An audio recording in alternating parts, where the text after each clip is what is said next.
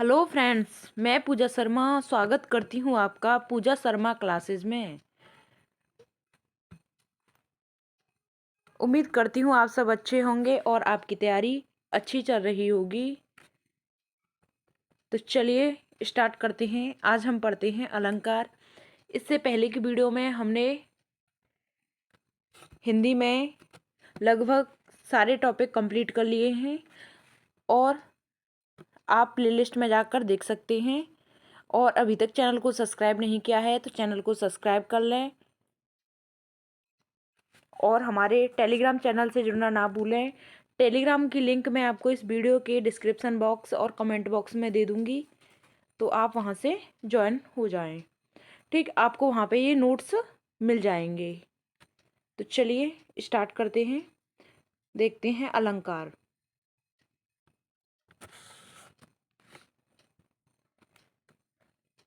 अलंकार अलंकार दो प्रकार के होते हैं, शब्दालंकार और अर्थालंकार। ठीक, पहला होता है शब्दालंकार और दूसरा हमारा होता है अर्थालंकार। ठीक, शब्दालंकार होते हैं जहाँ अलंकार शब्द में हो, जहाँ अलंकार शब्द में हो। और अर्थालंकार क्या होते हैं? जहाँ अलंकार अर्थ में हो। ठीक, शब्द से पता चल रहा है शब्दालंकार जो शब्द में हो, अर्थालंकार जो अर्थ में हो। ठीक, अलंकार दो प्रकार के होते हैं, समझ में आ गया। अब बात करते हैं हम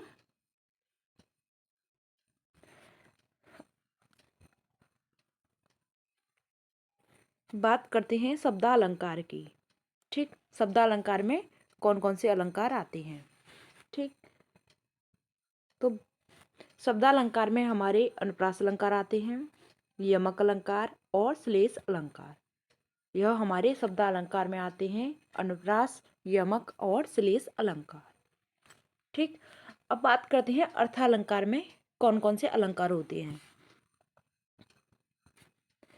सबसे पहला होता है उपमा अलंकार, फिर रूपक, उत्प्रेक्षा, अतिशयोक्ति, विभावना, भ्रांतिमान, संदेह।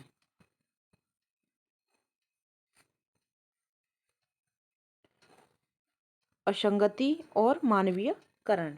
ठीक, शब्दालंकार में अनुप्रास अलंकार, यमक अलंकार और श्लेष अलंकार होते हैं। अर्थालंकार में उपमा अलंकार, रूपक अलंकार और उत्प्रेक्षा, अतिशयोक्ति, विभावना, भ्रांतिमान, संदेह, संगति और मानवीय करण अलंकार होते हैं। ठीक, अब जानते हैं हम अनुप्रास अलंकार। अनुप्रास अलंकार जहाँ एक वर्ण या अक्षर की आवृत्ति बार बार होती है तो वहाँ पर अनुप्रास अलंकार होता है। एक वर्ण या अक्षर बार बार उसकी आवृत्ति होना क्या कहलाता है? अनुप्रास अलंकार। जैसे चारु चंद्र की चंचल किरणें खेल रही हैं जल थल में। ठीक, यानी कि यहाँ पे च, यहाँ पे च, यहाँ च, यहाँ च च। ठीक, यानी कि एक ही वर्ण की आवृत्ति बार बार होना। यहाँ पे खेल, ठीक है, यहाँ चंचल ल और जल थल। ठीक है, तो यहाँ पर ल की आवृत्ति हो रही है, यानी एक वर्ण या एक अक्षर की आवृत्ति का बार बार होना अनुप्रास अलंकार कहलाता है। ठीक, एग्जाम्पल दूसरा देखते हैं कि रघुपति राघव राजा राम पतित पावन सीताराम। इसमें र वर्ण की आवृत्ति बार बार हुई है। रघुपति राघव राजा राम पतित पावन सीताराम। यहाँ तक क्लियर हुआ। अब बात करते हैं यमक अलंकार की। ठीक, जहाँ एक शब्द दो बार आए या उससे अधिक बार आए वहाँ यमक अलंकार होता है। जहाँ एक शब्द दो बार आए या उससे अधिक बार आए तो वहाँ पर क्या होता है? यमक अलंकार होता है। लेकिन दोनों का अर्थ क्या होता है? अलग होता है। ठीक, दोनों का अर्थ अलग हो, यानी एक शब्द बार बार आए, यानी कि दो बार आए या दो से अधिक बार आए। ठीक, लेकिन उसका जो अर्थ है वह अलग होना चाहिए, तो वहाँ पर यमक अलंकार होता है। जैसे जैसे काली घटा का घमंड घटा, ठीक, काली घटा का घमंड घटा। काली घटा का अर्थ क्या है? मेघ यानी बादल। और दूसरी काली घटा का अर्थ है कम होना। काली घटा का घमंड घटा, ठीक। तो पहले का हो गया काली घटा मेघ या बादल, ठीक। दूसरे की बात करें तो घटा का अर्थ है कम होना। दूसरा एग्जाम्पल देखो, कनक कनक ते सोगनी मादकता अधिकाय वा खाए बोराय नर वा पाए बोराय। यानी कि एक कनक का मतलब होता है सोना और दूसरे कनक का मतलब होता है धतूरा। यानी कि कनक कनक ते सोगनी मादकता अधिकाय वा खाए बोराय नर वा पाए बोराय। तो एक कनक का मतलब होता है सोना और दूसरे कनक का मतलब होता है धतूरा। तो यह हमारा क्या हो गया? यमक अलंकार। अब बात करते हैं तीसरे की, श्लेष अलंकार, ठीक।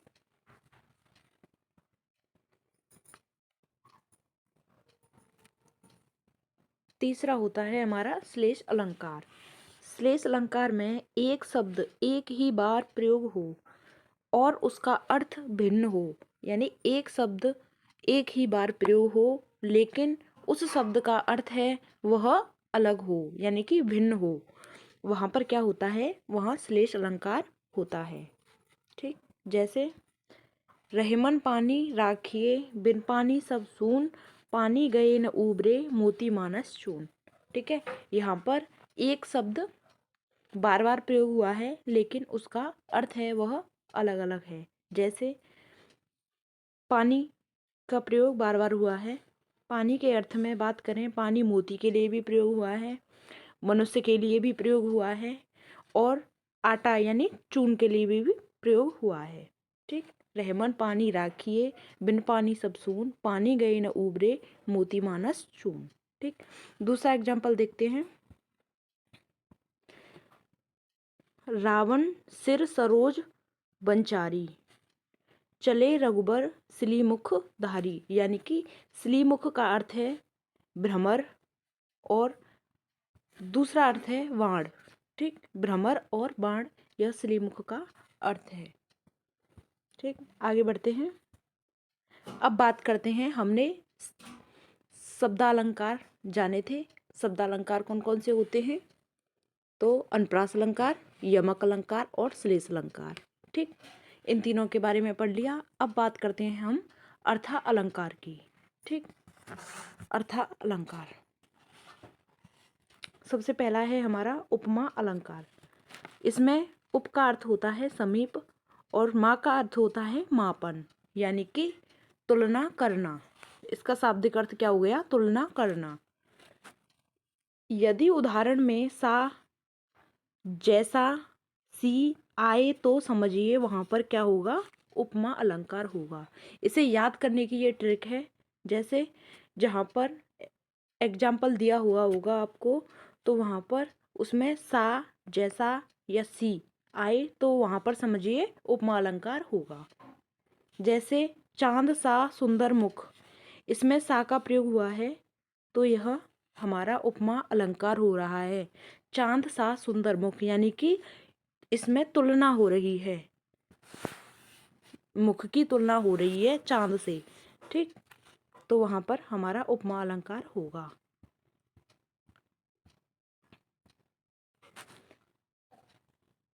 एक्स्ट्रा पॉइंट की बात करते हैं तो उपमेय जो सामने प्रस्तुत हो वह तुलना की जाए, जो सामने प्रेजेंट हो और उसकी तुलना की जाए तो वह उपमेय हो गया। उपमान की बात करें तो प्रसिद्ध व्यक्ति से तुलना की जाए, यानी कोई फेमस व्यक्ति है उससे तुलना की जा रही है और सामने अनुपस्थित है, यानी कि वो सामने है नहीं, उसकी तुलना की जा रही है, ठीक। तो वह हो गया उपमान। उपमेय और उपमान, उपमेय जो सामने होता है उसकी तुलना की जाती है और उपमान वह होता है जो सामने नहीं है लेकिन उस प्रसिद्ध व्यक्ति की तुलना की जा रही हो, ठीक। चांद, चांद हमारा क्या हो गया? उपमान, ठीक। मुख हो गया उपमेय, यानी कि ये तो प्रेजेंट है और ये चांद है वह प्रेजेंट नहीं है, तो हमारा क्या हो गया? उपमान, ठीक। यहाँ तक बात क्लियर। आगे बढ़ते हैं। उपमा की बात करें तो चांद सा मुख, रूपक की बात करें तो चंद्र मुख। इसमें उपमा की यानी तुलना हो रही है चांद सा सुंदर मुख, चांद सा मुख। रूपक की बात हो रही है तो चंद्रमुख। और उत्प्रेक्षा अलंकार की बात करें तो मानो चंद्रमुख, यानी कि मानो चंद्रमुख। अब बात करते हैं हम रूपक अलंकार की। जहाँ उपमेय में उपमान का अभेद रूप से आरोप होता हो, ठीक, जहाँ उपमेय में उपमान का अभेद रूप से आरोप हो, इन अलंकारों में ज्यादातर योजक चिन्ह का प्रयोग होता है। ठीक, ये याद करने की ट्रिक है, रूपक अलंकार में योजक चिन्ह होता है। ठीक, जैसे चरण कमल बंदो हरिराई, इसमें योजक चिन्ह का प्रयोग हुआ है। उदित उदय गिर मंच पर रघुपर लाल पतंग, तो इसमें भी योजक चिन्ह का प्रयोग हुआ है। जैसे पायो जी मैंने राम रतन धन पायो, यहाँ पे भी योजक चिन्ह का प्रयोग हुआ है। ठीक है, मैया मैं तो चंद खिलौना ले हो, तो इसमें भी रूपक अलंकार में योजक चिन्ह का प्रयोग हुआ है। ठीक, आपको याद रखना है कि रूपक अलंकार हो तो वहाँ पर योजक चिन्ह का प्रयोग होता है, ये ट्रिक है।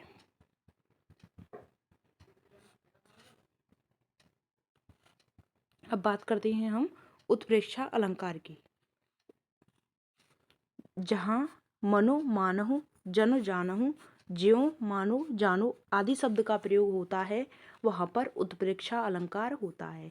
जहाँ मनु मानहु जन जानहु ज्यों मानो जानो आदि शब्द का प्रयोग होता है, वहाँ पर उत्प्रेक्षा अलंकार होता है। जैसे सो तुम जानहु अंतर्यामी पूर्वहु मोर मनोरथ स्वामी, तो इसमें जानहु शब्द का प्रयोग हुआ है, तो हमारा क्या हो गया, उत्प्रेक्षा अलंकार।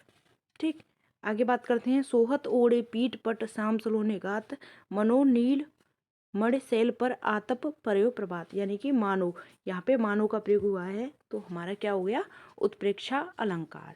यहाँ पे जानो शब्द का प्रयोग हुआ है और यहाँ पे मानो का, तो ये हमारा हो गया उत्प्रेक्षा अलंकार।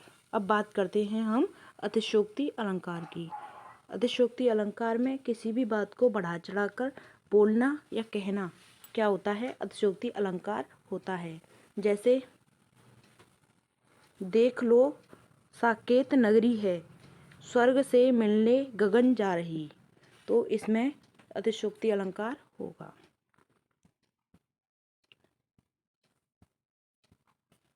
बात करते हैं भ्रांतिमान अलंकार की। जहाँ भ्रम की स्थिति पैदा हो वहाँ पर भ्रांतिमान अलंकार होता है। ठीक, जैसे ओस बिंदु चुग रही हंसनी मोती उनको जान। ठीक, तो यहाँ पे भ्रम की स्थिति पैदा हो रही है, तो वहाँ पर हमारा भ्रांतिमान अलंकार हो गया। बात करते हैं संदेह अलंकार की।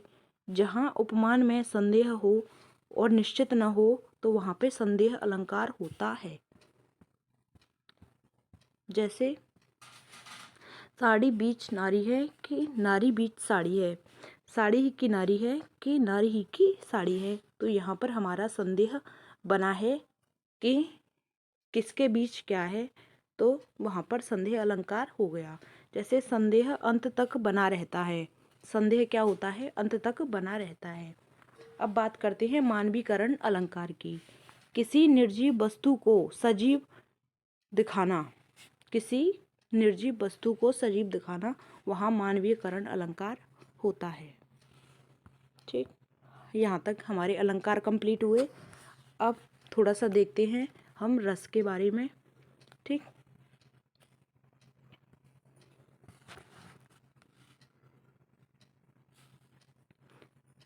श्रृंगार रस का स्थायी भाव क्या होता है, तो श्रृंगार रस का स्थायी भाव रति होता है। यह आपसे एग्जाम में कई बार पूछा गया है, तो इसको पढ़कर के ही जाना है।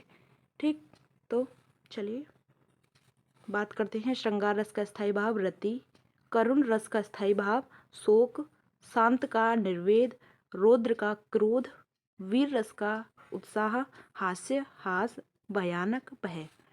ठीक, बीभत्स का जुगुप्सा, अद्भुत रस का विस्मय, वात्सल्य का वात्सल्यता और भक्ति रस का भगवत विषयक अनुराग। ठीक, यह हमारे स्थायी भाव हो गए। एक बार और देखते हैं दोबारा से। श्रृंगार रस का स्थायी भाव रति, करुण रस का शोक, शांत रस का निर्वेद, रौद्र रस क्रोध, वीर रस उत्साह, हास्य रस हास, भयानक रस भय, बीभत्स रस जुगुप्सा और अद्भुत रस विस्मय। ठीक, आगे बढ़ते हैं। वात्सल्य रस वात्सलता, भक्ति रस भगवत विषयक अनुराग। ठीक, यहाँ पर हमारी ये रस कंप्लीट हो गई। ठीक है, काव्यों में कितने रस को माना गया है? तो काव्यों में 9 रस को माना गया है। ठीक, सर्वश्रेष्ठ रस किसे माना गया है? तो सबसे जो महत्वपूर्ण रस है वह है श्रृंगार रस। ठीक है, जिसका स्थायी भाव है रति। जो वस्तु व्यक्ति या परिस्थिति स्थायी भाव को जागृत करती है उसे क्या कहते हैं? उसे विभाव कहते हैं। यह मोस्ट इम्पोर्टेंट है। जो वस्तु व्यक्ति या परिस्थितियां स्थायी भाव को जागृत करती हैं उन्हें क्या कहते हैं? उन्हें विभाव कहते हैं। ठीक, तो यहाँ तक हमारे रस कंप्लीट हो गए। उनके हमने आपको स्थायी भाव बता दिए। और एक और इम्पोर्टेंट है कि भक्ति काल के प्रमुख संतों के नाम। ठीक, भक्ति काल यहाँ पे लिख देते हैं। भक्ति काल के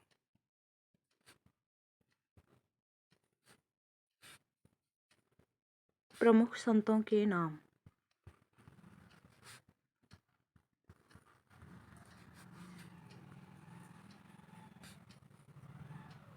ठीक, कौन कौन से होते हैं?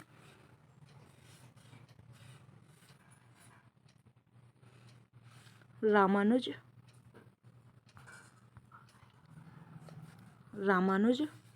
निम्बार्क,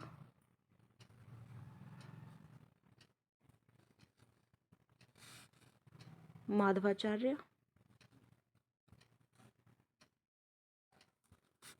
रामानंद और कबीर